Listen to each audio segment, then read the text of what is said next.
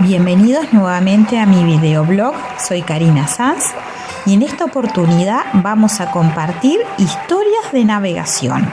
Espero que les guste todos estos relatos y estas pequeñas anécdotas que les voy a compartir a continuación. De esas anécdotas de a bordo, de las navegaciones, que son muy jocosas a veces. Me acuerdo que en el 2008, cuando íbamos rumbo a la Antártida, en el buque Vanguardia, el cual yo había apodado el Perla Negra, porque la verdad que el buque estaba que se caía a pedazos. No podía creer que en eso fuéramos hasta la Antártida. Me acuerdo que en cuanto entré por primera vez al camarote, fui a colgar mi campera antártica y se cayó el perchero, se salió de la pared. Fui a cerrar la puerta del camarote y me quedé con el pestillo en la mano. Nos matábamos de la risa con mi compañera de camarote, que era la investigadora venezolana Elizabeth Hack, que trabajaba en los mismos temas que yo, y nos mirábamos como diciendo, me parece que está un poco venido abajo el barco. Estando afuera, me apoyé en un barandal y se zafó el barandal. Otras compañeras en otro camarote también tuvieron una cantidad de percances así, de roturas chicas. Bueno, el intercomunicador que teníamos en el camarote nuestro, en un momento también con oleaje fuerte, creo que al tercer o cuarto día de navegación se terminó cayendo toda la caja y se terminó desarmando la caja, pero seguía funcionando el aparato igual. Estaban los cables sueltos. Era algo de no creer. Y me acuerdo que el segundo o tercer día hacía mucho calor ahí adentro, porque normalmente salíamos rumbo a la Antártida los primeros días de enero y esos barcos agarran mucho calor y no es tan fácil después de climatizarlos, ¿no? Disculpe porque estoy mal de la garganta hace semanas. Y se vuelven ambientes cerrados y difíciles a veces de respirar, porque como que queda el ambiente medio rancio. Entonces, con mi compañera hemos decidido mantener los ojos de buey abiertos para que entrara la mayor cantidad de aire posible, que durante la navegación, en el aire del mar, la brisa marina tiende a oxigenar bastante, ¿no? Entonces, la idea nuestra era tratar de estar la mayor tiempo posible con los ojos de buey abiertos hasta que empezara a venir el frío, ya en aguas más antárticas, y obviamente tuviéramos que cerrarlo. Pero había que sacar el calor justamente del barco, de estar en puerto en pleno enero. Y estábamos navegando. No habíamos consultado el parte climático con el meteorólogo a bordo, que en ese tuvimos un desliz, porque la verdad que la culpa fue nuestra. Tendríamos que haber sido un poco más precavidas. Y en el anterior video sobre anécdotas antárticas van a ver un videíto cortito en que yo filmo justamente ese camarote en el que está mi compañera Elizabeth Hack acostada arriba de unas literas. Ella estaba en la litera de arriba y yo estaba usando la litera de abajo, porque ella, la verdad, no tenía mayores problemas con la navegación, pero yo el primer y el segundo día lo pasaba medio mal. Me mareaba un poco y me resistía un poco a tomar Aromar, porque me daba mucha resequedad de boca y de garganta. Entonces tenía miedo que me dieran algún tipo de náuseas durante la noche, y es mucho más difícil bajarse de la litera con un barco en movimiento, pues está continuamente haciendo el movimiento de rolido, de cabeceo. Entonces le había pedido a Elizabeth que me dejara estar abajo para, si me sentía mal, teníamos una pileta ahí de mano dentro del camarote, que también sale en el video que les compartí, y si era necesario hasta ahí vomitaba. Gracias a Dios, me sentí mal los primeros 2 días, pero no llegué a vomitar. Te da una sensación como de estómago revuelto todo el tiempo. Es bastante feo. Resulta de que la segunda noche seguía todavía mucho calor dentro del camarote y me acosté a dormir, nos acostamos a dormir ambas con las ventanillas abiertas, o sea, con los ojos de buey abiertos. porque la verdad que se sentía fresco y te sacaba también un poco esa sensación de revuelto del estómago que tenía yo, que más que nada, más que el movimiento del barco, a mí lo que me descomponía, que eso después lo aprendí con años de navegación, era el olor a combustible. Se siente mucho olor a combustible en los barcos y olor a aceite quemado. Y eso es lo que a mí me estaba generando el malestar estomacal. Resulta que durante la noche se descompuso el tiempo, o sea, se empezó a poner feo, se vino una tormenta en medio del Atlántico y ni con mi compañera ni yo sabíamos nada. ¿Saben lo que es estar profundamente dormido? Porque a mí en realidad nunca me molestó el movimiento del barco para dormir, nunca tuve problemas para dormir por eso. Se podía mover muchísimo el barco y yo dormía sin ningún problema. Que de golpe me despierto como si me hubieran tirado, no sé, como 5 baldes de agua helada a la cara. Fue algo impresionante porque uno está durmiendo en una cama que está seca, en un lugar que está caluroso y que de golpe te despierte agua helada, pero completamente helada y salada, porque a esa altura ya de donde estábamos, bien hacia océano abierto, el agua está realmente fría. ¿Qué había pasado? La tormenta había levantado un oleaje impresionante y nos había entrado una ola por los ojos de buey. Eran 2 ojos de buey y la ola cayó directamente en la litera donde yo estaba abajo. Me empapó por completo. Y lo peor de todo, teníamos las computadoras, las notebooks, en ese momento cargando arriba del escritorio y en el piso. Y me levanté como un resorte, porque enseguida me di cuenta de lo que pasaba y lo primero que pensé fue las computadoras, porque eran nuestras herramientas de trabajo. Sin eso, no íbamos a poder hacer nada. Y me levanté así como loca. En un segundo, no sé cómo, pero estaba de pie y levantando las computadoras. Se las tiré a mi compañera arriba de la litera, que ella también de golpe reaccionó a lo que estaba pasando, y a limpiarlas rápido, porque además agua salada. O sea que si entraba a los circuitos, después con el tiempo, podían ser cuestión de días o de semanas, nos íbamos a quedar sin computadoras, que es muy normal trabajando en los barcos, romper las computadoras. Yo ya iba por la tercera, porque los golpes y justamente que se puedan mojar o el aire con salitre hace que se estropeen mucho más fácil, porque no están diseñados para esos ambientes, están diseñados para usarlos uno en la comodidad de una casa sobre un escritorio. Y bueno, gracias a Dios salvamos las computadoras, pero tuve que poner mi saco de dormir a secar y bueno, dormir sobre el colchón pelado, porque se me había empapado todo el sobredormir. Yo normalmente lo que hacía era no tendía la cama, en realidad ponía un sobredormir arriba de la litera y me metía adentro, pero se me había mojado todo. Y en la foto van a ver que hay un tenderío de cosas en el video que compartí de cuando estábamos ahí en el camarote del Vanguardia. Y bueno, el otro día tuvimos que secar todas las cositas que se nos habían mojado, encima con agua con salitre, que son de esas pequeñas anécdotas que uno le gusta compartir, porque es una forma de explicar también cómo es la vida del navegante, ¿no? De la gente que trabaja en alta mar.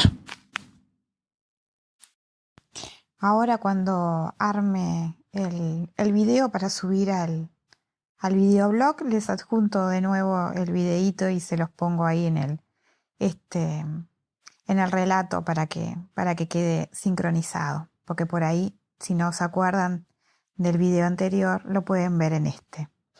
Hay muchas anécdotas de cosas cómicas, tragicómicas, no tan cómicas, porque no todo lo que pasa es bueno. A veces pasan cosas malas y muchas veces uno tiene que callarse. En la Antártida, así como en los barcos, siempre hay algo que es como vox populi. Lo que pasa en la Antártida se queda en la Antártida, lo que pasa en el barco se queda en el barco. O sea, hay cosas que se pueden contar, hay cosas que no, hay cosas que se cuentan con matices, no se dan nombres, a veces Se trata de evitar decir cuándo y dónde. Puedo contar algunas cosas sin dar demasiados detalles, como por ejemplo una vez que pasó que este, me enojé bastante por la actitud que tuvieron en un barco uruguayo con compañeras de la naval, que no me gustó la actitud que tuvieron para con ellas, dejándolas horas en arresto, porque supuestamente había ocurrido un robo en uno de los camarotes donde estaban durmiendo unas cuantas chicas y las dejaron paradas durante horas en un hangar para tratar de ver si alguna confesaba el robo. Eh, Son cosas que a veces uno no está muy acostumbrado a, ¿cómo se llama?, a vivir o a presenciar, y tus compañeras no la están pasando bien y les tenés cariños a todos. Y vos sabés que en todo ambiente donde se junta mucha gente siempre va a haber problemas de convivencia, o alguno se va a apropiar de alguna cosa que no debe. Em, Son como que em, situaciones estándar. Puede pasar en un barco, pueden pasar en una oficina, pueden pasar en cualquier lado. ¿Qué les puedo contar? Les voy a contar algunas historias así tipo cortitas y chiquitas para que sepan cómo se vive en los barcos, cómo es navegar. Me pasó en un barco brasilero, por ejemplo, la peor experiencia que tuve en navegación la tuve en un barco brasilero. Terriblemente machista los brasileros, especialmente los marinos, los que son militares. Nunca tuve problemas realmente de machismo en barcos uruguayos o en barcos argentinos. Las dos experiencias así que tuve como más feas en cuanto a machismo porque hubiera mujeres a bordo de los barcos, que cuando yo empecé a trabajar como bióloga marina no era común. Ahora sí es muy común y normal, gracias a Dios. Pero las peores experiencias las tuve en un barco ruso y en un barco brasilero. Allá por la época en la que yo arranqué a trabajar como bióloga marina, no habían tantas mujeres de la marina a bordo. Las mujeres que habían de la marina estaban más bien en tierra. Luego empezó, sí, a darse como un boom de mujeres que entraron a la marina y que empezaban a navegar, y no fue nada fácil para los hombres adaptarse al cambio. Era para los dos grupos difícil, tanto para nosotras como para ellos. Pero metiéndole garra siempre se logran las cosas, siempre se logra salir adelante. Habían hombres que estaban a favor de que las mujeres entráramos en la marina, tanto como civil como militar, y otros que no, y te los hacían ver, ¿no? Que no era un ambiente para mujeres, de que estábamos invadiendo un ambiente que había sido exclusividad del género masculino. A mí me pasó en el barco brasilero de que, por ejemplo, la gran mayoría no me dirigía la palabra, simplemente por el hecho de ser mujer. Era un plus todavía de que no fuera militar, de que fuera una civil trabajando en un buque militar, entonces era más molesto para ellos. Y me tocaba estar a veces almorzando con ellos o cenando o merendando y me ignoraban por completo. Y yo tenía un carácter bastante fuerte, siempre tuve un carácter bastante fuerte. Podía pesar 50 kilos y tener un aspecto de rubia naif muy, muy como aniñada, porque siempre aparenté menor edad de la que tenía, pero siempre fui una mujer fuerte. Y yo les tomaba el pelo. Les pedía o que me pasaran la sal o que me alcanzaran el azúcar, sabiendo que me iban a ignorar, pero se los hacía para molestarlos nada más. O les hacía comentario, ay, qué rica que está la comida, o qué fea que está la comida, y me ignoraban olímpicamente. Y los que sí tanto mis compañeras como a mí, nos hablaban y nos dirigían la palabra, a ellos los terminaban molestando. Sus propios compañeros se terminaban enojando con ellos, con los que realmente nos hacían tratar de hacer pasar bien, ¿no? Porque estábamos todos trabajando juntos. Me acuerdo de que en ese barco no me dejaban circular libremente, tenía que pedir autorización para movilizarme dentro del buque, y a veces se me paraba un hombre bastante corpulento y grande delante mío y me preguntaba en portugués, ¿no?, a dónde me dirigía. Y yo, ¿a dónde iba a ir? Estábamos en un barco trabajando, salía a mi camarote, bajaba por una escalera, entraba al laboratorio, del laboratorio salía cubierta a trabajar, volvía a entrar al laboratorio, trabajaba en el laboratorio y subía al camarote. Y como mucho iba a lo que era la sala de la Plaza de Armas, donde se come. Y esa era toda mi rutina. Así estuve un mes. Entonces llegó un momento que ya me agarraba de mal humor y le decía, voy hasta el shopping a hacer unas compras y vuelvo. Y claro, me quedaba mirando con cara de matarme. ¿Cómo yo le iba a contestar semejante cosa, no? ¿A dónde se dirige? Estaba en la puerta del laboratorio. Digo, voy a comprar una hamburguesa McDonald's y regreso. Entonces llegó un momento que no me preguntaron más, pero obviamente no me tenían mucha simpatía. Y yo me divertía.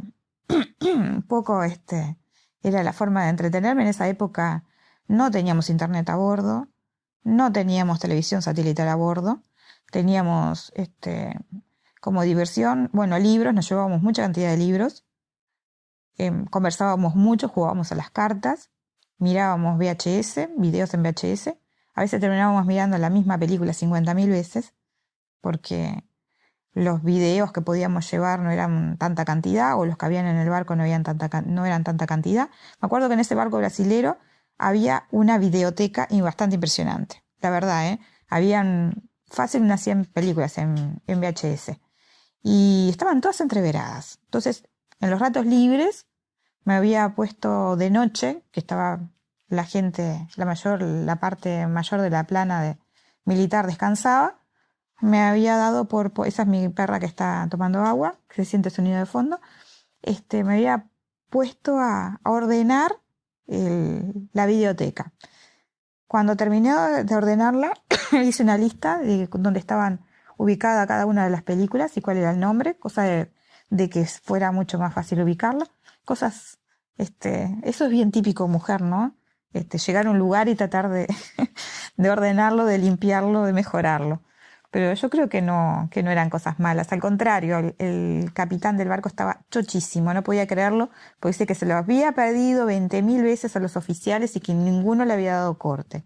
Y que había tenido que ir una extranjera, que todavía encima era civil y científica, y hacer algo que él hacía mucho que venía pidiendo que no podía hacer, que las películas estuvieran todas desordenadas. Bueno, ahí me gané la admiración de unos cuantos y otros al contrario, me odiaron más todavía, porque todavía encima había hecho algo que les habían ordenado ellos hacía tiempo y que no habían hecho, y yo en los ratitos libres, para matar el tiempo, terminé generando lo de la videoteca en orden. Y me acuerdo hasta el día de hoy del capitán ese, porque la verdad que ese capitán estaba muy contento con nosotras, con las que éramos 5 mujeres arriba de ese barco, que eran como 80 personas más o menos a bordo. Y todas aportábamos con alguna cosa, ayudando en alguna cosa, o hacíamos algo extra. Y él nunca se enteró de todo lo que nos estaban haciendo por detrás. Porque justamente yo no quería, ni con mis compañeras lo queríamos comentar, porque eso después iba a terminar en represión de sanciones militares contra esas personas que nos estaban haciendo la vida imposible. ¿Y qué ganábamos nosotros? En realidad no íbamos a ganar nada, porque iba a seguir la guerra entre hombres y mujeres, iba a terminar gente con amonestaciones y a lo mejor con algún registro en su legajo militar, lo cual no es nada bueno. Así que bueno, era sobrellevarlo de la mejor forma posible y tratar de aprender de la experiencia. Y me acuerdo que en ese barco brasilero otra vez me comenta, nos hace a una investigadora argentina y a mí nos hace un comentario uno de los tenientes que estaban a bordo, de que tenían una cantidad de galletas, es una tontería pero es muy cómico, tenían una cantidad de galletas que nadie comía, o sea, se estaban quedando, cuando hablo de una cantidad eran muchas, ¿no? Habían comprado unas galletas de vainilla de chocolate para la dotación, o sea, era una compra para la naval, tanto acá como en Uruguay, como en Brasil, como en Argentina, todo lo que es suministros para las Fuerzas Armadas, ya sea de aire, tierra o agua, tienden a ser bastante, no de baja calidad, pero no lo mejorcito, porque lo que se busca es justamente que con poca plata se abastezca lo más posible. Así que a veces los productos no son muy buenos. Y esas galletas la verdad que no tenían gusto a nada. O sea, las que se suponía que eran de vainilla y de chocolate era lo mismo. Podía cerrar los ojos, comerla y no sabía si era de vainilla, si era de chocolate, si era dulce o si era salada, y eran muy secas. Entonces se empezaron a acumular porque las servían en el desayuno y en la merienda y la gente ya ni las quería comer. Las comimos los primeros días, después ya llega un momento de que las ves dobles. No tenés un supermercado arriba de un barco, es muy limitado lo que podés consumir y pasan los días, pasan las semanas y uno empieza a aburrirse. Y bueno, estaban comentando que qué iban a hacer con toda esa cantidad de galletas, que era impresionante, ¿no? Estamos hablando de galletas para 80 personas, para un mes. Y bueno, ahí se me ocurrió hacer un postre de tiramisú, lo que se llama un falso tiramisú, que lo aprendí, esa receta, gracias a mi compañera investigadora argentina, que era agarrar esas benditas galletas con sabor a nada, y remojarlas en una mezcla que hacíamos con café. Preparamos un café fuerte, le agregábamos un chorro de ron, mojábamos las galletas ahí, hacíamos en una bandeja, poníamos toda una capa de galletas, después arriba le poníamos una mezcla de queso crema con dulce de leche, después poníamos otra capa más de galletas mojadas en café con ron, otra capa más de queso crema con dulce de leche mezclado, que queda el dulce de leche como mucho más suavecito. Y bueno, al final de arriba pusimos todo merengue con un poco de cacao y un poquitito de azúcar negra. Y la verdad que lo metimos ¿cómo se llama? A la heladera, a que quedara bien frío y que quedara bien mojada la galleta. Y la verdad que quedó exquisito. Un postre impresionante. Y bueno, con esa segunda actividad como que nos congraciamos un poco más con otro sector del barco, porque las galletas estaban comibles y voló el postre, obviamente. Y cuando quisimos acordar, no quedaban galletas, o sea que ya estaban con ganas de tener más galletas y ya por lo menos el cocinero sabía qué hacer con las galletas, porque ese tipo de postre sí, la verdad que era comible y ahí sí la dotación le gustaba. Otra cosa que me pasó en este barco fue que como yo estaba haciendo análisis de físico-química a bordo, me tocó hacer durante un mes análisis de oxígeno disuelto en agua. Estábamos haciendo estudios en gran parte del Océano Atlántico. Me pasó de que tuve que salí de Montevideo en avión hasta Buenos Aires. En Buenos Aires me tomé un tren hasta Mar del Plata para que vean lo que es la vida del investigador de campo. Después de ahí embarcamos en Mar del Plata, en un buque brasilero, y hice todo por el Atlántico, trabajamos por el Atlántico, pasamos de largo por frente a Uruguay, lejos de la costa obviamente, vendría a ser por frente a Dalchuy más o menos, seguimos de largo, trabajando todo por el Océano Atlántico hasta llegar a Río de Janeiro. Llegamos a Río de Janeiro en pleno carnaval, que eso es otro tema, es otras anécdotas para contarles porque lo detesté. He ido a Río de Janeiro por asunto de trabajo varias veces, pero siempre le digo a la gente, nunca vayan en carnaval. Luego les cuento por qué. Les voy a terminar el relato del viaje ese en el buque brasilero, que descubro haciendo físico-química de que había problema con los filtros de agua. Me doy cuenta al lavar los matraces que empezaron a hacer reacción con los reactivos que yo estaba utilizando, de que había una alta concentración de yodo en el agua. O sea, el agua no era potable, el agua que estaban utilizando ahí no era potable y normalmente en los barcos no se utiliza el agua potable, se lleva agua en bidones o se compra, pero no se usa, es muy difícil que se pueda usar el agua de un barco, pero ahí usaban el agua del barco. Y yo creo que el grado de agresividad que tenía era porque realmente se estaban pasando mal con las dosis de yodo, ¿no?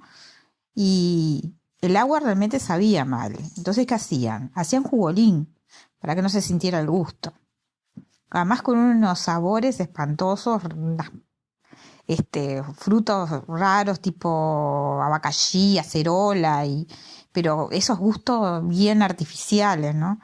Y yo la verdad que quería tomar agua. No había agua en el barco, no te vendían una botella de agua, no había una botella de agua mineral arriba del barco. Lo único que había es agua podrida, con jugolines, y si no había para comprar latas de Pepsi Cola Twist, me acuerdo. Nunca más la pude tomar. Quedé tan asqueada, porque pasé un mes a Pepsi Cola Twist, que además venía con sabor a limón y era sumamente ácida. Y bueno, me gasté un buen dinero, porque eso sí se pagaba, las latas de Coca-Cola, que eso es normal en muchos barcos. O sea, tenés como quien dice, una comida básica y unas bebidas básicas, y después aparte puedes comprar alguna cosita. Y ahí tenían a la venta las Pepsi Colas Twist. Y las latas de cerveza, pero las latas de cerveza las vendían solo los fines de semana. Y estaba medio complicado porque no habían muchas, entonces era como que las racionaban, y cada vez que íbamos a pedir alguna lata de cerveza un sábado de noche, un viernes de noche, nos decían que no había, o que no habían sacado, o que no habían enfriado. Y después a rato veíamos a uno pasar con una lata de cerveza. Pero bueno, son esas cosas que uno tiene que acostumbrarse, que son partes, digo, del trabajo, ¿no? En un, ¿cómo se llama? En un barco argentino lo nombro porque es espectacular, el puerto deseado, una de las mejores navegaciones de mi vida. Al contrario, fue todo divino, la comida divina, había de todo para comprar, podíamos comprar cervezas Quilmes, podíamos tomar vino, los fines de semana siempre uno trata de hacer un poco a veces una vida como más normal, porque lo que tiene cuando uno trabaja en barcos es que todos los días son iguales. Llega un momento que vos no sabés si es lunes, si es martes, si es miércoles, porque en realidad se trabaja todos los días, no tenés días libres. No es que llega el fin de semana, el sábado y el domingo y descansás, no. Cuando estás en un barco no hay días libres, no hay descansos. Normalmente los turnos se hacían habían 2 turnos, se trabajaba a horario completo, o sea, todo el día estaba y toda la noche trabajando en funcionamiento el barco. En 2 turnos hacían, puedes elegir el turno de la noche o el turno del día. A mí siempre me gustó más el turno nocturno porque es mucho más tranquilo. Prefiero dormir de día y trabajar de noche. Y en ese barco me acuerdo que en el puerto deseado había elegido el trabajo del turno nocturno y la verdad que la pasé muy muy bien. Hacía de las 10 de la noche a las 6 de la mañana, pero nunca me acostaba a dormir antes de las 8. Y eso que para peor tenía el camarote al lado de la cocina. Así que imagínense, yo me acostaba a dormir 7:30, 8 más o menos. Y tipo a las 10 de la mañana, aquello era un despelote, porque estaban preparando la comida para toda la gente, tirando ollas, a los gritos, con las radios prendidas. Ahí no tiene consideración con nadie, porque en realidad tenés que acostumbrarte al ruido, así como tenés que acostumbrarte a que se mueve, tenés que acostumbrarte a dormir con mucho barullo alrededor. Porque como está todo el tiempo el barco funcionando, siempre va a haber algo de barullo. Aunque los grupos de la noche solíamos ser mucho más tranquilos. Y ahí sí la pasábamos muy bien. Es más, me acuerdo que en esa época, un equipo de audio en la popa del barco, porque estábamos trabajando en la popa del barco, sacan 2 muestras de agua de noche y de sedimento también. Y no molestaba a los camarotes de la gente que estaba descansando porque estaban todos en la proa. Así que poníamos el equipo de audio todo lo que da, porque nos mantenía mucho más despejados, al grado de que como estuvo prendido de corrido durante un mes, lo quemamos. Porque cuando terminaba el turno de la noche arrancaba ya el turno del día y la gente seguía escuchando música. En esa época se usaban mucho los DVD. Y llegó un momento que nos cansábamos de escuchar siempre lo mismo. Pero no me olvido de eso. Terminamos quemando el equipo de audio. Pero en ese barco se comía muy muy bien. En el puerto deseado. Y la gente fue muy, muy agradable. Ahí descubrí una cantidad de postres que no había comido nunca. Por ejemplo, el lemon jam, que es una mezcla de helado de limón con champaña. Y bueno, son esas cosas, esas anécdotas divertidas. Teníamos gimnasio, un mini gimnasio, nos habíamos armado nosotros un mini gimnasio. Y a pesar de que se movía bastante el barco, lo usábamos. Había que tener cuidado porque si estás levantando pesas, en ese momento yo hacía mucho fitness y los compañeros con los que estábamos en el gimnasio, que habíamos improvisado ese gimnasio, estábamos con el tema de las pesas, y en un lugar que se está moviendo, estar haciendo ejercicio con pesas es medio riesgoso porque puedes pegarte un tirón y lesionarte. Pero más o menos habíamos aprendido cómo movilizarnos con las pesas, qué ejercicios se podían hacer, qué ejercicios no, y está. Teníamos ese extra, además de las películas, ¿no? Y los juegos de cartas, que eso siempre es una tradición. Arriba de los barcos, los juegos de cartas. Y me acuerdo una noche que estuvo muy divertida, que hicimos esa noche la tuvimos libre y hicimos como una seguidilla del Señor de los Anillos. Estaba de moda en esa época el Señor de los Anillos. Ya habían salido las 3 y son bastante largas cada película. Y pusimos toda la serie completa, horas con el Señor de los Anillos. Había gente que estaba con actividades en el barco, que estaba en su rutina de trabajo y le quedaba libre un rato y se miraba una parte. Y yo justo esa vez estuve libre toda esa noche y me miré las 3 películas del Señor de los Anillos, que nunca me llamó la atención. Es más, me parecían como demasiado lentas. Pero bueno, ahí sentada me las miré las 3 juntas. Y recuerdo de que se empezó a poner feo, se levantó tormenta y estábamos todos sentados en el piso frente al televisor, que obviamente está todo amurado en un barco, porque si no se te cae todo. Y nos movíamos todos a la par, todos para un lado, para la derecha, todos para la izquierda, todos para adelante. Y nos habíamos sentado todos apretaditos, porque así no nos andábamos cayendo. Y uno se acostumbra a esas cosas. Y el que lo ve de afuera se podría haber matado de la risa. Es más, lamento que nadie se haya levantado a filmarnos o a sacarnos fotos, porque la verdad que era realmente muy cómico ver todas esas personas sentadas y todos moviéndose al unísono para un lado para el otro. Era muy común.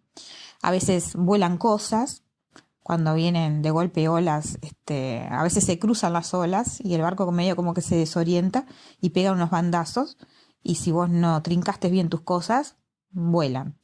Y en ese barco me acuerdo que una noche volaron, se abrieron los cajones, no habían cerrado las trabas de los cajones donde van los cubiertos, salió volando todos los cubiertos que eran de metal.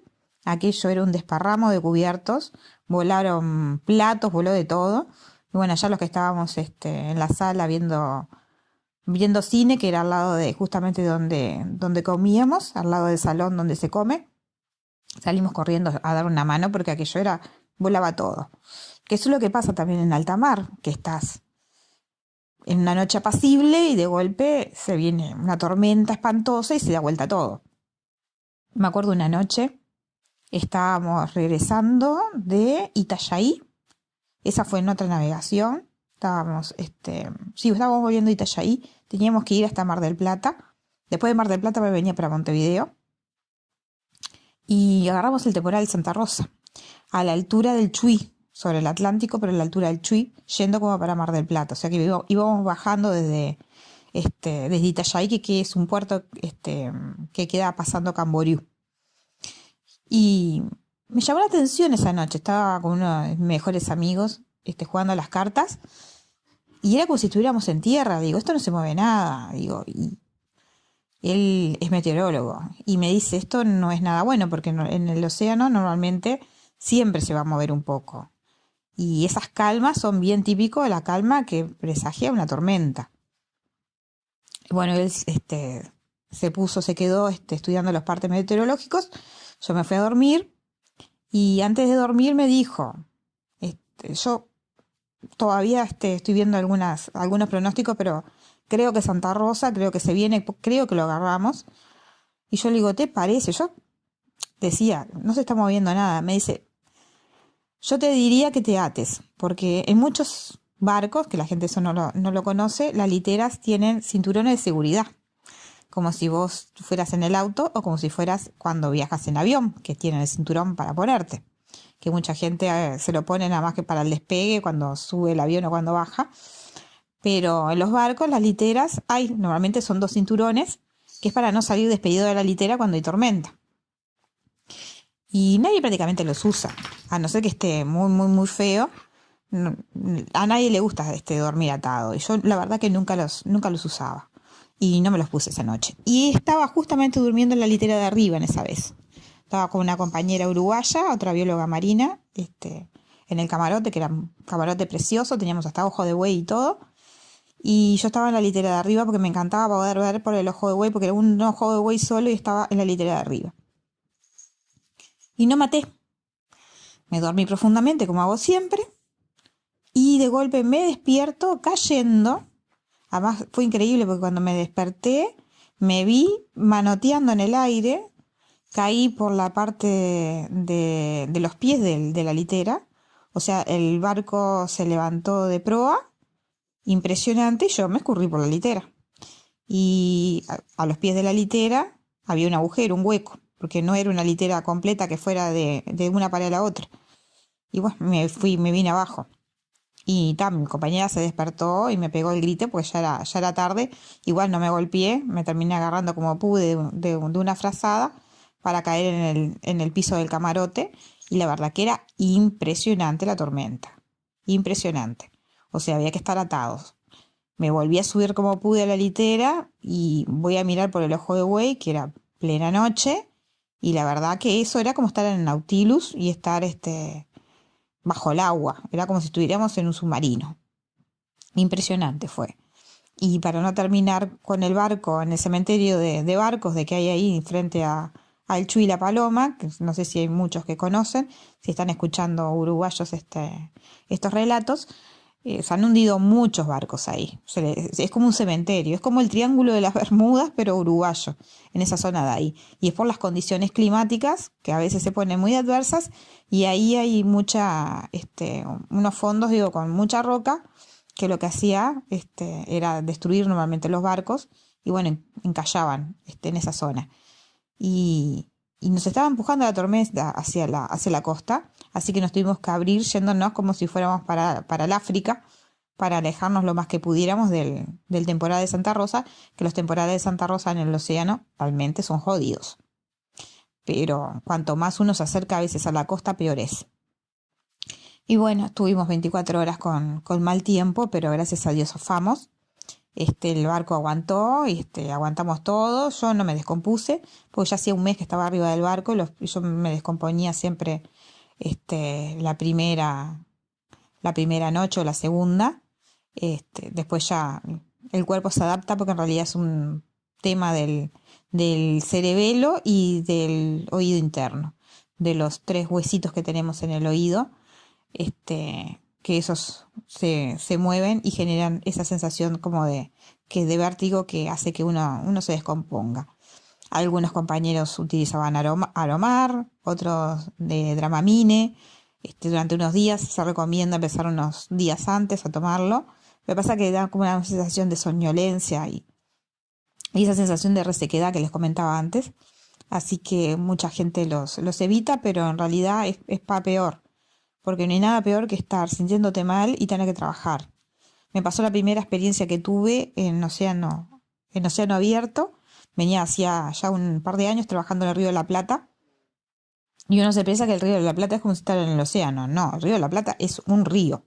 Será muy grande, estarás navegando y no ves las orillas, ni de un lado ni del otro cuando estás en el medio del Río de la Plata, pero no deja de ser un río.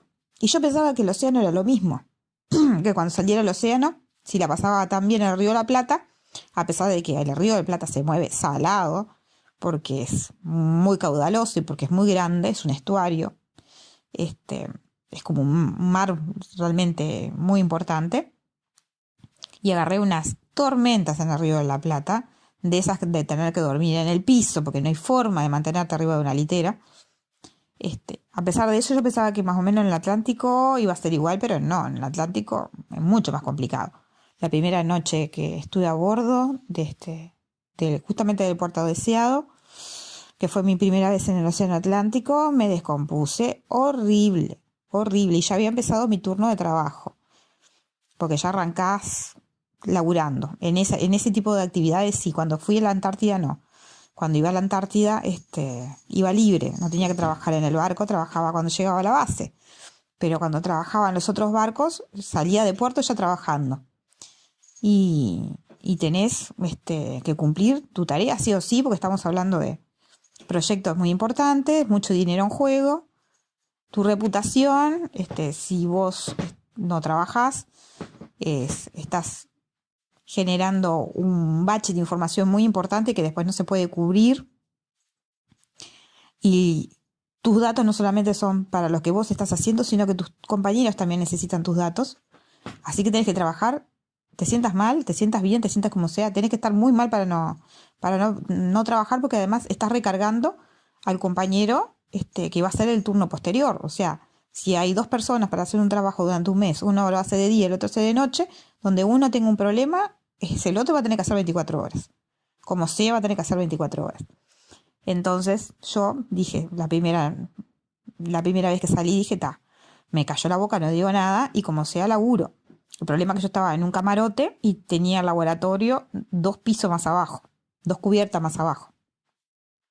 Y cuando me empezaba a sentir mal, que de golpe sentía que iba a vomitar, cerraba lo que estaba haciendo de la parte de fisicoquímica, me iba caminando rapidito, sin correr, porque con el movimiento del barco era peor. Me hacía la sota, me iba rápido hasta hasta la cubierta donde yo tenía el camarote, y entraba justito para entrar a mi camarote y a llegar al baño y largarme a vomitar. Me acuerdo que la compañera mía de camarote le tocaba el otro turno y estaba acostada y me decía, yo me había comentado que ella se estaba empezando como a sentir el estómago revuelto, y yo decía, mantenete acostada, quieta, porque las primeras horas son las claves, y si te quedas en reposo va a ser mucho mejor, porque una vez que empezás a vomitar no parás.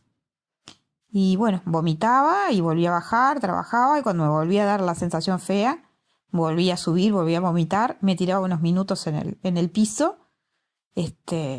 porque si te tirás en el piso el movimiento del barco se siente menos. Es más, si querés acostarte en el lugar que es más estable del barco, tenés que ir a la cubierta más de abajo y en el medio del barco. Ahí es donde menos se siente el movimiento. Si te sentís muy mal, te tirás ahí. Y bueno, no perdí de hacer ninguna de las estaciones, ni ninguno de los análisis de clorofila por el cual me habían contratado, los hice todos, sintiéndome mal, sintiéndome bien. A las 24 horas estaba como si nada. Agarré varias tormentas grandes en esa navegación, no me pasó nada. Fueron las primeras 24 horas. Después se me pasó. Pero estaba asustada, porque nunca me había pasado, y dije, si tengo que estar así un mes, me muero. No aguanto. Es más, llegó un momento que me puse de mal humor. Después de las primeras 8 horas de estar trabajando así, y salía del baño y agarraba ¿cómo se llama? La almohada, metía la cabeza a la almohada y me ponía a gritar a la almohada, porque así no se escuchaba los camarotes de al lado. Y para no despertar a mi compañera que estaba durmiendo, y gritaba, porque estaba, ¡qué desesperación! Entonces como que me liberaba tensión, dejaba ¿cómo se llama? La almohada, iba al baño, me lavaba la cara. Me ponía un poco de brillo en los labios para que no se notara que estaba con cara tan descompuesta. Y bajaba. Lo más cómico, después, a los días, conversando con el resto de los compañeros, me entero que la gran mayoría había pasado por lo mismo. Lo que pasa es que nadie lo decía. Estábamos todos concentrados en trabajar, en que saliera todo bien y a no joder al resto, porque si uno está mal, puede joder al resto también. Y en ese sentido tendemos a ser, los que trabajamos en el mar, bastante solidarios, ¿no? De no jorobar al trabajo del otro, o tratar de molestar lo menos posible. Por lo menos entre el personal científico siempre fuimos así. Fuimos de colaborarnos, trabajando gente de varias nacionalidades, pero siempre una muy buena onda y muy serviciales entre todos, y muy conscientes, ¿no? De que era un trabajo en equipo para sacar adelante. Ahora les cuento alguna otra cosita más. Les voy a contar ahora de lo que son algunas impresiones de los animales marinos que uno ve, que es impresionante lo que uno llega a ver. Me quedé totalmente alucinada con los calamares fucsias en el Atlántico. Algo de no creer, la verdad que es impresionante porque uno pone focos y ellos se vienen atraídos por la luz. Nosotros estábamos bajando unos equipos a grandes profundidades para tomar muestras de temperatura, de salinidad, para tomar muestras de agua, para hacer análisis físico-químicos. Y de noche se ponían unos focos focos de luces intensos para poder ver cómo ese cable de metal con esa roseta que pesaba sus toneladas bajaba bien, derecho. Además son equipos muy caros y desestabilizan el barco si no bajan adecuadamente. Te pueden dar vuelta igual un barco campana.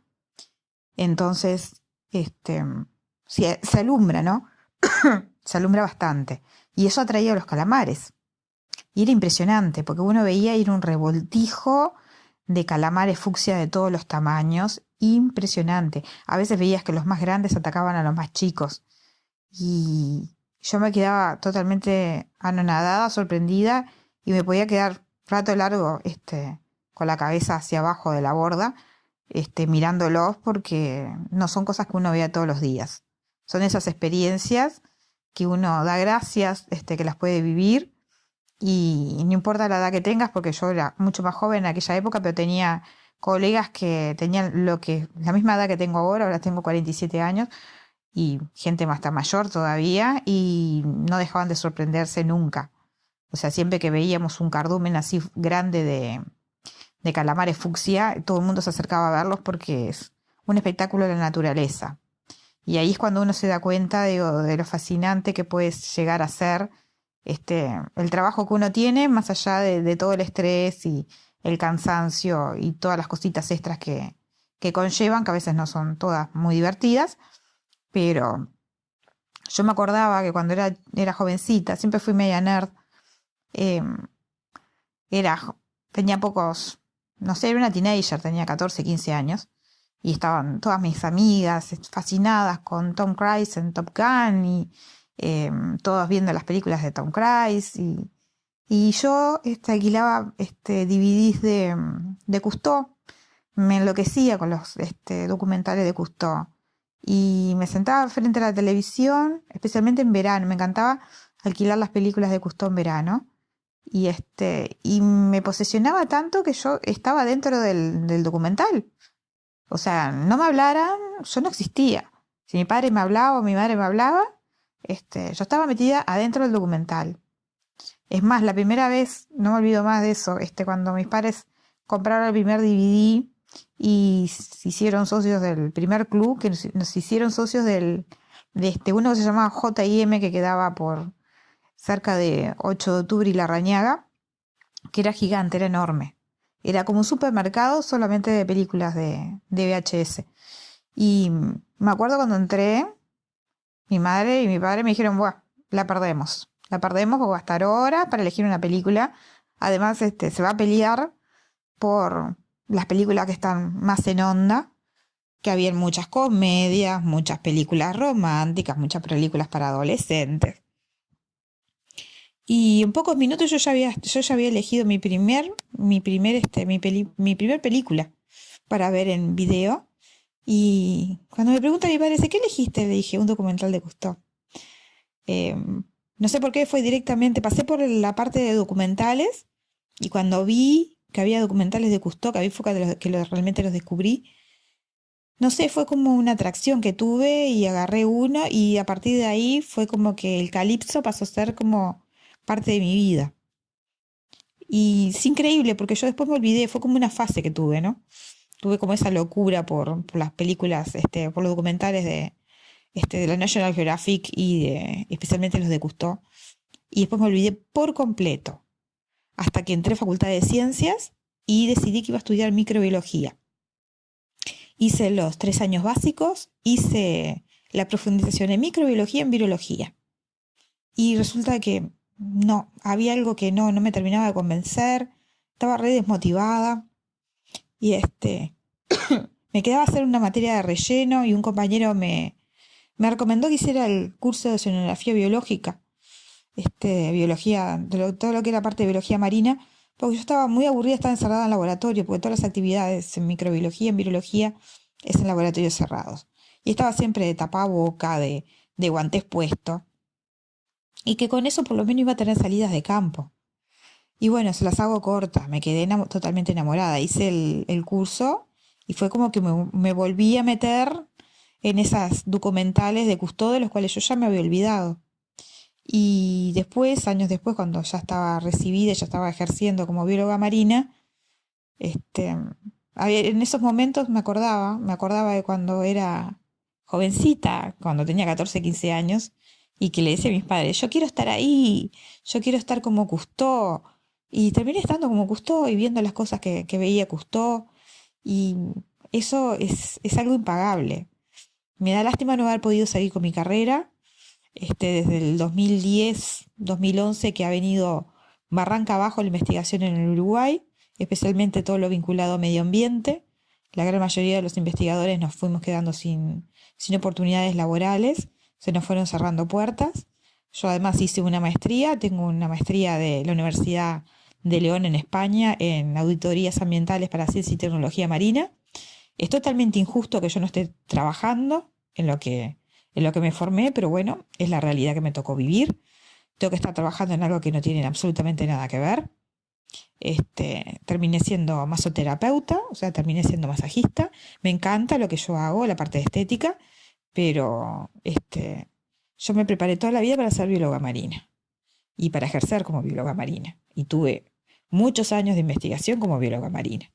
Y no acepto que ni mis compañeros ni no solamente un tema mío, sino que es un tema de mucha gente con la que yo estuve trabajando, de que no tengamos oportunidad de trabajar, de que nos presentemos a llamados y no tengamos oportunidad, de que pasemos de 2.000 a 3.000 a 4.000 a 6.000 a 7.000 a 11.000 personas agendadas en cualquier llamado público que uno se postule hoy en día, y que ya si no tenés un padrino para entrar a trabajar en algún lado, no entrás. Antes era por concurso de oposición y méritos. Yo todos mis cargos los obtuve por concurso de oposición y méritos. Muchos dando prueba oral a veces, prueba escrita también. Ya nada de eso funciona ahora. Ahora es un viva la pepa. Y bueno, no sé, yo ya no voy a volver a ser bióloga marina de campo. Ya no me siento ni con fuerzas, ni estoy en condiciones de físicas ya de hacerlo. Además tengo responsabilidades, tengo una casa con 6 mascotas que no me puedo ir y dejarlas 15 días o 20 días, ni un mes, ni 4 meses como me iba antes. Tengo una mamá con demencia senil en un residencial de la que estoy yo con la tutela, estoy yo a cargo. Y es como tener un hijo del cual me tengo que estar ocupando, porque por más que no viva yo con ella, estoy siempre atenta a las necesidades de mi madre y me tengo que ocupar de todas las cosas que ella necesita. Pero más allá de eso, yo la verdad debería estar trabajando en lo mío, así sea en tierra, y la verdad que por momentos me da mucha bronca. Pero bueno, uno se adapta a las circunstancias, me quedó todo lo que viví, que es maravilloso. No sé, es tanto lo que he vivido de experiencias que me podría pasar toda una vida contándole las cosas que he visto, que he presenciado, lo que he sentido. Es, Son carreras, digo, realmente increíbles.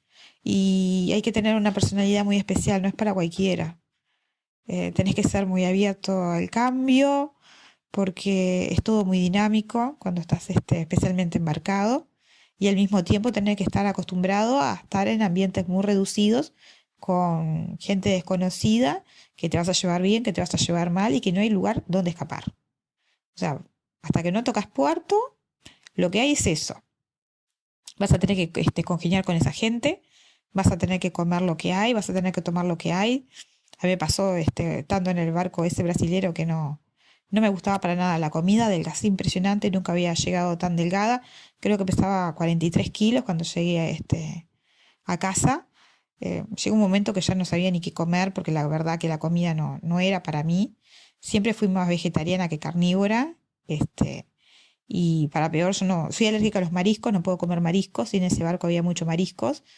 Y no me servían pescado, pero servían mariscos, hacían mucho langostino, mucho camarón, y yo no podía comer absolutamente nada de eso.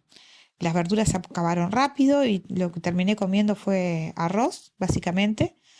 No me gustaban mucho los frijoles, la feijoada, a pesar que mi madre es brasilera, no, nunca me gustó y la veía doble. Además ya le sentía el olor, todos los días comían feijoada, todos los días eran unas, unas ollas gigantes de feijoada, que ya nada más que de sentirle el olor, ya me revolvía el estómago, además le ponían carne de cerdo y está ahí yo, la verdad que no. Me terminé comiendo arroz blanco con queso durante prácticamente semanas y unas suelitas de churrasco que eran prácticamente incomibles porque obviamente es toda carne congelada y no de muy buena calidad, pero era lo que había. Y nunca me pasó así, o pasé hambre realmente. Pasé hambre. En ese barco, cuando llegué, me acuerdo a Río de Janeiro, que fue justamente a Río de Janeiro en carnaval, nunca me pasó de bajar con tanta hambre. Estaba famélica, realmente famélica. Lo único que quería hacer era comer.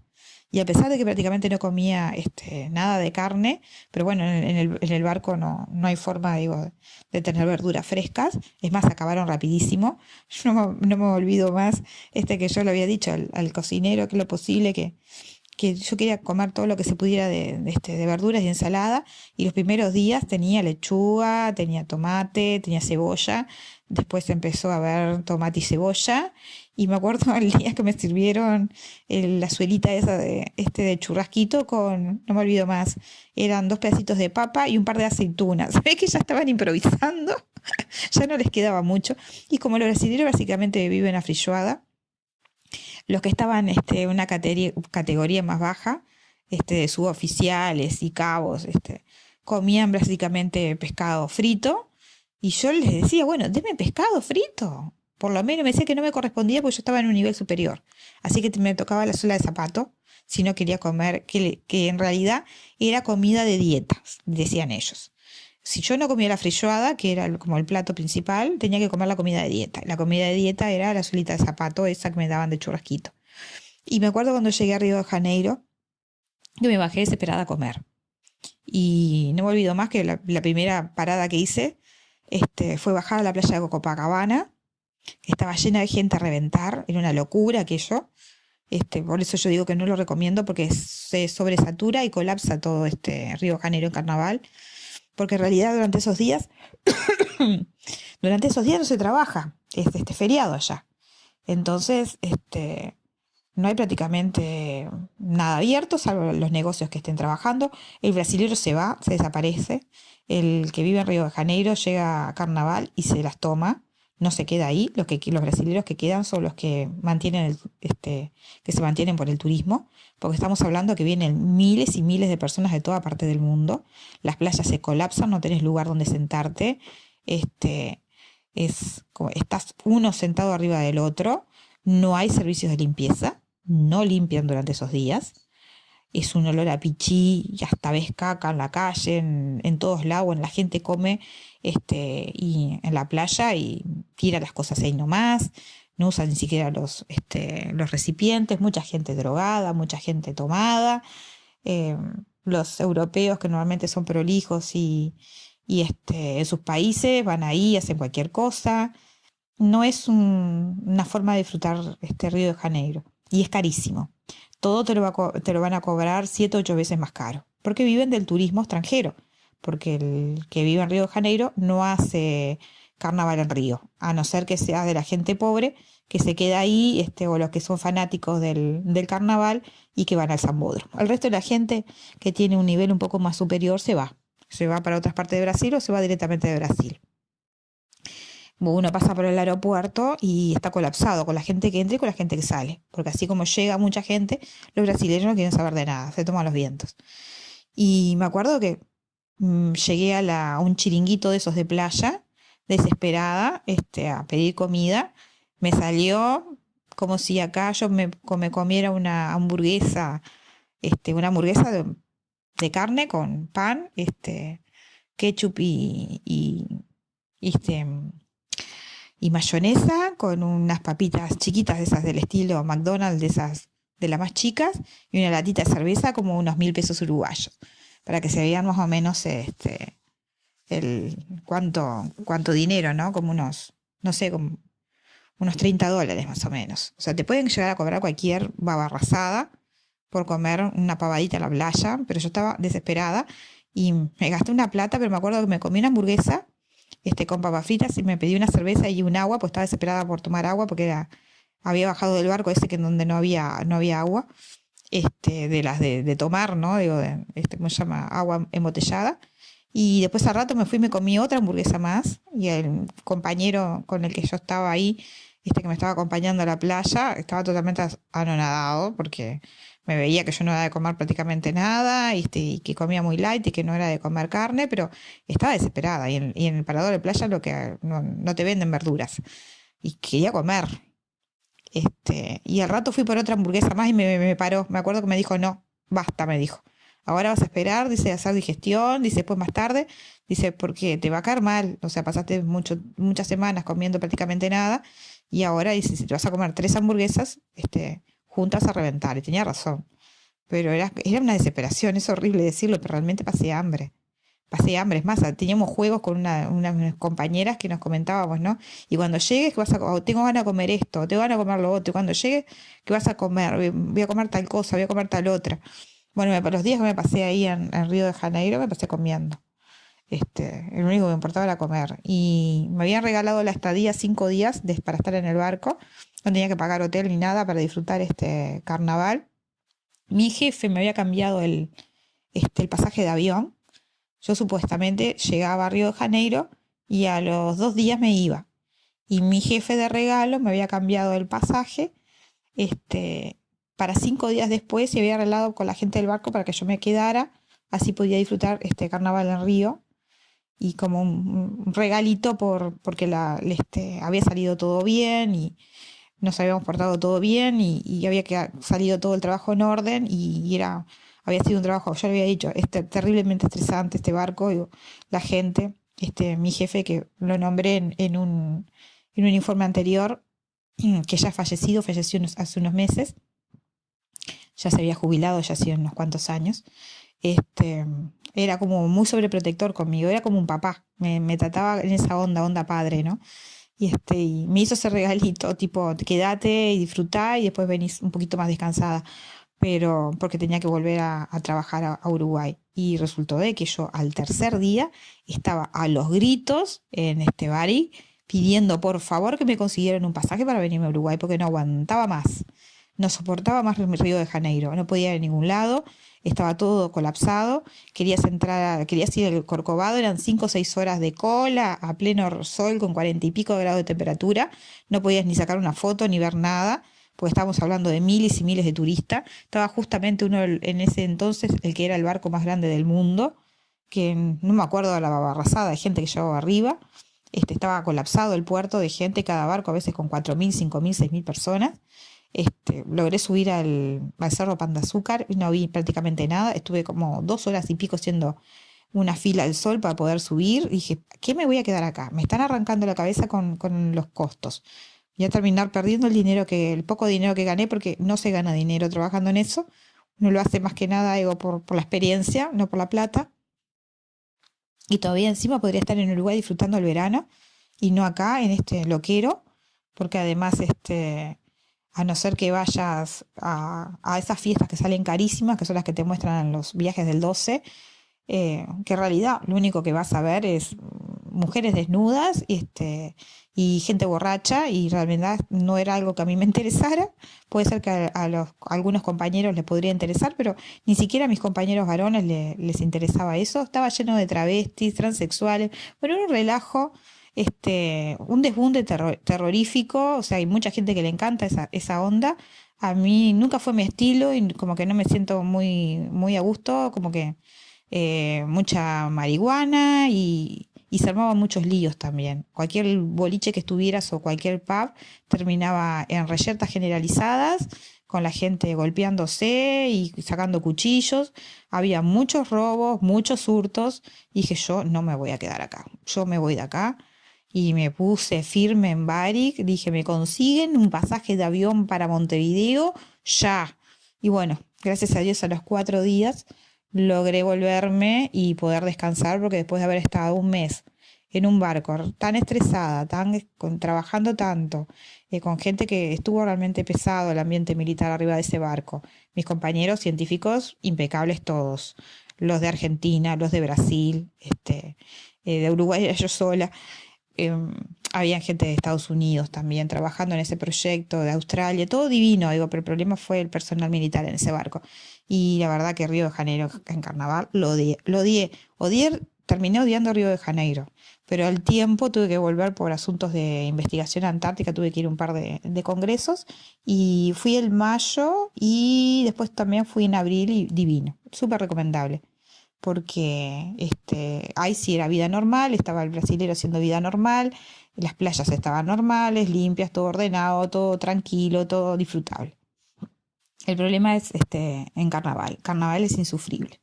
No, nunca más. No quiero saber de Brasil en carnaval nada, porque ya pasé otro carnaval en Florianópolis y más o menos fue la misma experiencia.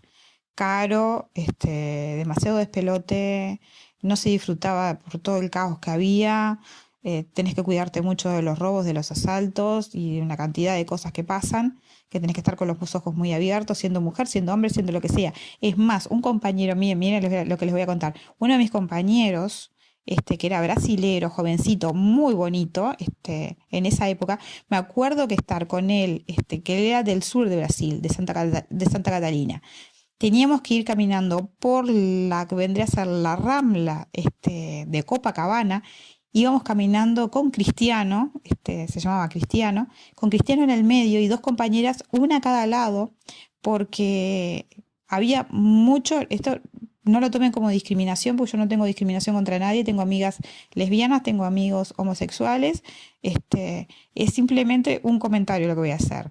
Pero estaba la gente muy pasada de rosca y había uno de estos cruceros que habían llegado, no sé qué, de mucha, como se llama, que era solamente de gays, y la moda era que los agarraban del trasero. O sea, iban pasando por la calle y te calzaban el trasero a los hombres, bonitos, jovencitos y bonitos, porque estaban tomados, o sea, se pensaban que todos, no sé, que todos eran igual que ellos, ¿no? Y pobre Cristiano estaba horrorizado, se sentía sumamente incómodo, nunca le había pasado, dice, algo semejante en su propio país, nunca había vivido la experiencia de Río de Janeiro en carnaval. Y me acuerdo, es muy cómico, de que íbamos una compañera de un lado, otra del otro, cuidándolo para que no lo toquetearan. Es más, en un momento subimos a un ómnibus y yo me tuve que poner detrás de él porque venían dos detrás que venían realmente zarpados. Estaban muy pasados de rosca y yo dije, le van a hacer pasar un mal momento a Cristiano y me terminé poniendo detrás de Cristiano justamente porque sabía que conmigo no se iban a meter porque no les interesaba el trasero de una mujer, así que la cosa era cuidarle la retaguardia a mi compañero. Y nos reíamos, obviamente lo tomamos para la joda, pero estábamos todos muy cansados, veníamos todos muy cansados y en realidad no estábamos tanto con ánimo de tanto agite, sino que estábamos todos buscando algo mucho más relajado. Es más, enseguida se disipó el grupo, todos se fueron, algunos se fueron para Bucios y agarraron para otros lados de Brasil, mucho más tranquilos, porque tanto barullo como que no era para nosotros. Pero bueno, se los cuento como anécdota porque sé que hay mucha gente que delira con lo del carnaval de Río de Janeiro.